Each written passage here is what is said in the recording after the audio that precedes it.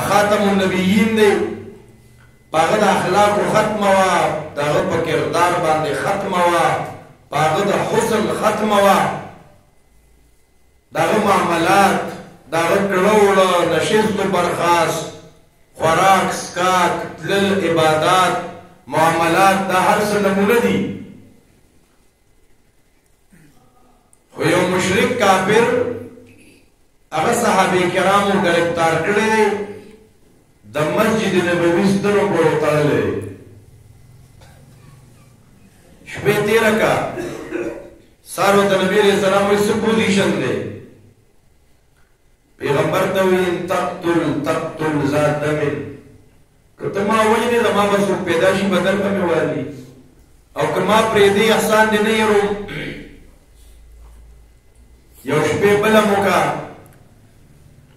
په درې مرض نبي علیه السلام وایي دې پرېږدوی بس چې ځي ماحول یې وکتل هسې یې ولیدل دې راغلي نبي علیه السلام ته وایي سمامه بن آسال نوم یې دی صحیح بخاري کې څو ځایه دا واقعه ذکر شوې ده نبی علیہ السلام ته وایي چې په دې مخ د ځمکه ستا عمره مبعوث انسان ما ته بل نه ښکارېدو یعنې ما له په ټول کائنات کې ته بدي شوې اوس پیغمبر بیا ته بدي شو د پیغمبر نه هو عظیمه هستي بله شته نه امام الانبیا دی هغه تن ورته وایي چې زما په دې زړه کې ته دونه بدي شوې که نه چې دونه ما ته په دې کائنات کې بل څوک نه شو بدي خو زړه کې مې ایمان راغی د زړه شیشه مې پاکه شوه د زړه د آینې صفایي وشوه تزکیه وشوه زړه مې ووینځلی شو دې ماحول کې پاتې شومه وایي قسم په الله په دې کائنات کې ستا نه اوس ما ته بل څوک محبوب نه ښکاري نو محترم نبي علیه السلام داسې خلک وو چې ګوره د هغې نبي علیه السلام نه خوښ د نبي علیه السلام دعوت یې نه خوښ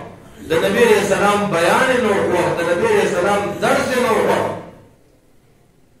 دا زه ځان ته وایم کله کله زموږ ذهن کې دا راشي دې خوا نه مولوي صاحب وایي دا سړی خراب دی بل خوا نه پیر صاحب وایي دا سړی غلط دی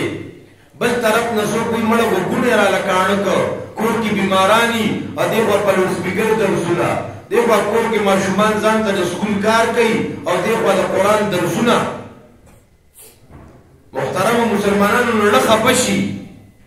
اړه مه خفه کوه